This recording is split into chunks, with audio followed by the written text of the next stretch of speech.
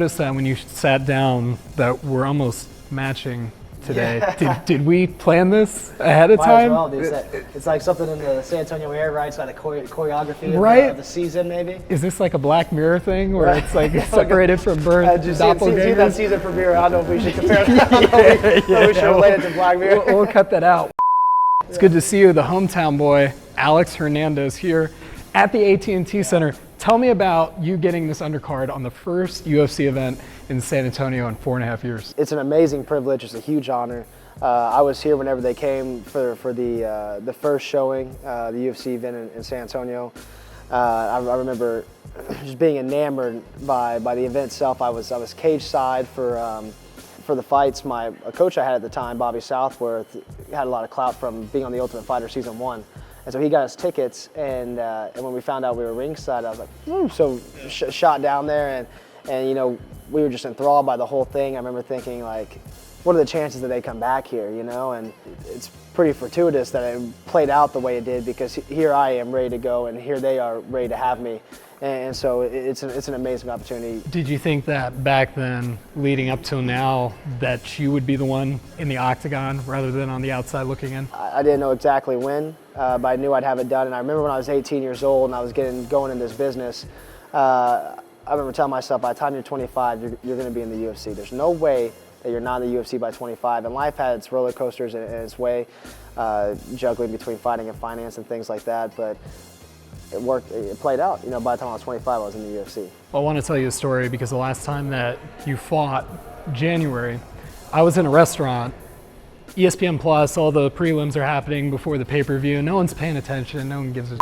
And then all of a sudden, you come up, Cowboy comes up, everyone stops what they're doing and watches the fight. By the end of that first round, everyone was on their feet, everyone was into it. What is it about you that makes you such an exciting fighter that just captivates everyone's attention? There's nobody else in this organization like me, not even close. And the authenticity I display, the sincerity I have, you can taste it.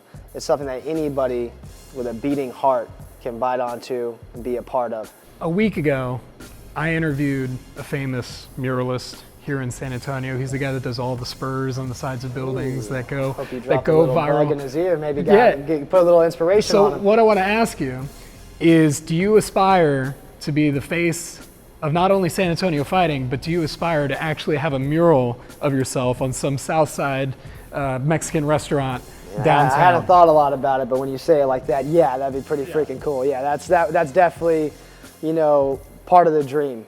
San Antonio, you know, that's my home, and when this is done, San Antonio will be on the map, and we will corral the people, and they'll know that we are a fighting body. Having a mural in the city would be next level. That would be pretty phenomenal. I would definitely, you know, maybe have to kiss that wall and rub it for luck. A little bit. Maybe pay my tributes for sure. Yeah. We're here on 6th Street for the Austin Elevates Festival, a weekend filled with live music and art. And speaking of art, we have a very cool mural that we're about to show you. So let's go around the corner and talk to the artist. Let's go.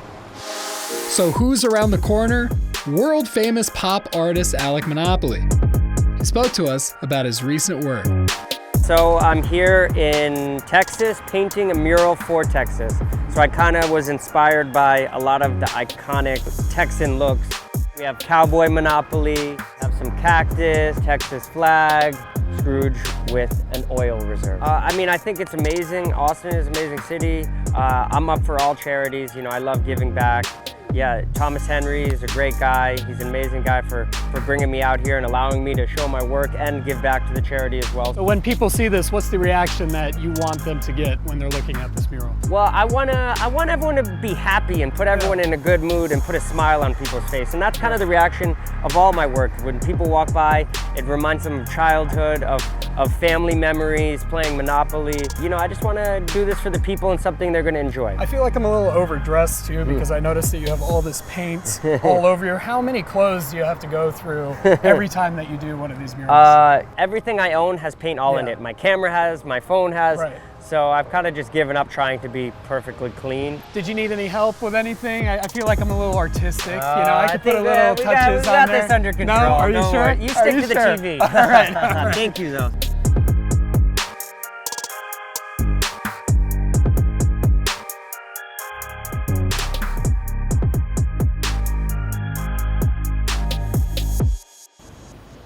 Pretty good art there by Alec Monopoly, world famous artist. I used to be really good at painting by numbers, staying in between the lines, but obviously he doesn't want my help, so I'll let him do it by himself. Who better to talk Austin Elevates than founder Thomas J. Henry? Art and music are coming together in Austin, Texas to try to make sure that we can help people through this art and music event. And so people can go to these events for free, but it can give them some awareness. Now that the paint is dried, we're on the red carpet to celebrate the unveiling. Alec Monopoly, posing for the cameras. I wish I had that bling. Can we get some YOLO rings for everybody? YOLO pendants, YOLO rings, YOLO earrings.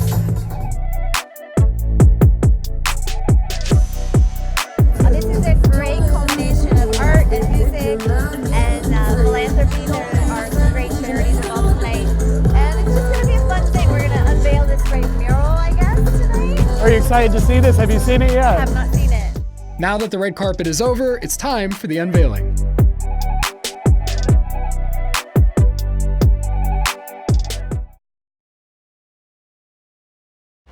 Hey y'all, welcome back to the show where it's nighttime in San Antonio and Fiesta, Texas is overrun with monsters for Fright Fest. It looks like we made it to our first haunted house. We did. Rock Are you Hill ready? High. Are you ready to go in with me? I'm ready to push you inside by yourself. Are you serious? There's just some things Is you she gotta do serious? by yourself. No. Yeah. Welcome to YOLO, Texas. You only live once. No. Have fun. AC tricked me. No. See you on the other side. No. Let's go now. Hurry up, speed it up. Let's go. Get the glass, get your lollygaggers. This is Rock Hill High. And maybe our high school experience was pretty scary, but this haunted house is guaranteed to be even scarier. Oh God, you look just like my principal. Oh my God. Oh God. Miss Katie, no. Oh, you look like my ex-girlfriend from high school. Oh no, that too. Is that it? Oh, library. If one haunted house isn't scary enough, try riding solo for two of them. Good luck, Kyle. Mom, if you find this footage, just know that I love you. Why do you have no blood on your glasses? Why do you have no blood on your face? You do! Watch out, motherfucker. You look scary. Thank you. After two haunted houses, I feel like I'm part of the actual attractions now. But because I officially initiated into YOLO, I did two, but now you have to come into the third one with me, in the dark, with 3D glasses. I got the glasses on already, but I'm not too thrilled about this in the dark business. In here, these clowns, they're not clowning around. Carnival 3D is a house of frights packed with clowns to make you laugh with terror. Wait, get away! Get away! You fool!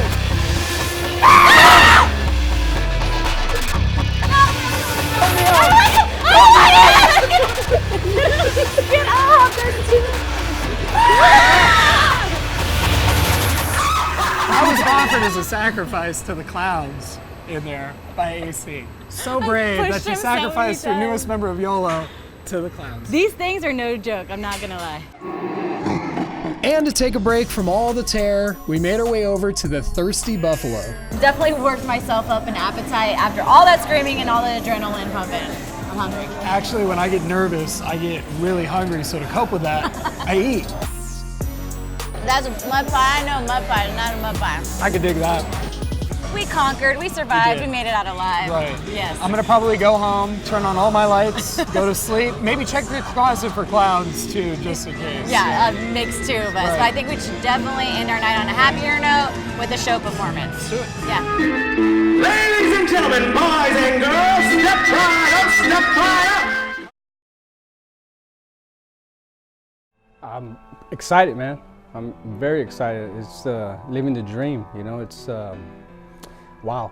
So I'm just going with it, going with the flow, you know what I'm saying? Going with the motions. Dude, bro. Wow. Wow. Wow. Wow. Oh, dude. Wow. What can I say? Wow. I tried to say he's been training hard. You asked how I feel. Oh, man.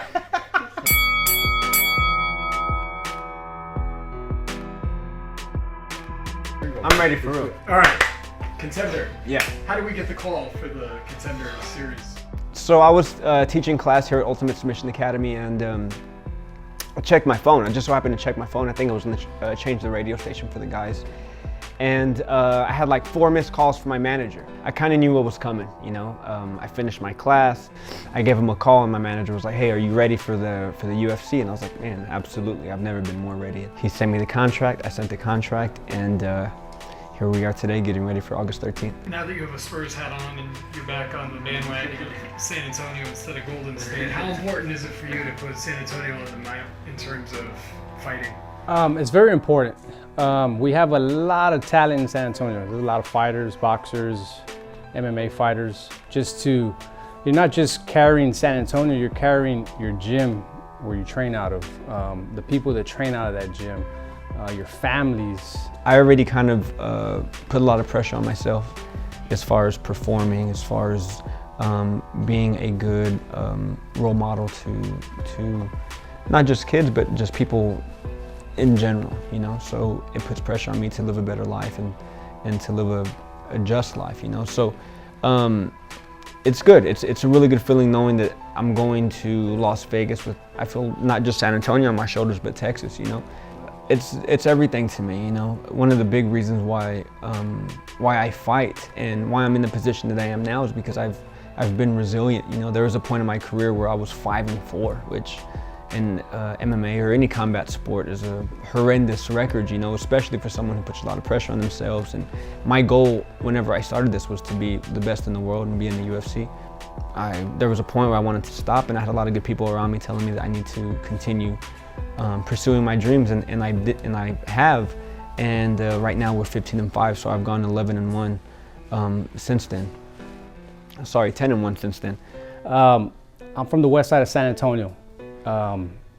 Very few people get big opportunities like this. Very few people come out of that lifestyle of living in the west side, you know. So one of the things, I was with my brother this past weekend, and one of the things he told me was, "You're the pride of the family." We understand the people that we carry on our back. I carry my family, my wife, my kids, you know, and it's just an amazing thing. It's amazing. You can go ahead and look at the camera.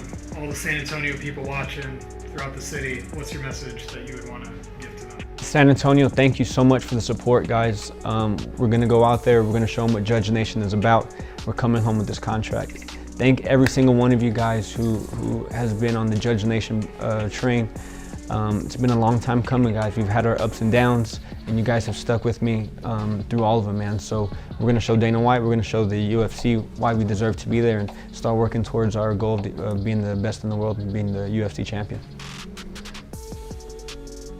Do you have anything to say? No. I'm good. Yeah, that was his moment. That was his moment. Yeah, that was his moment, you know. That's his moment right there. We're good.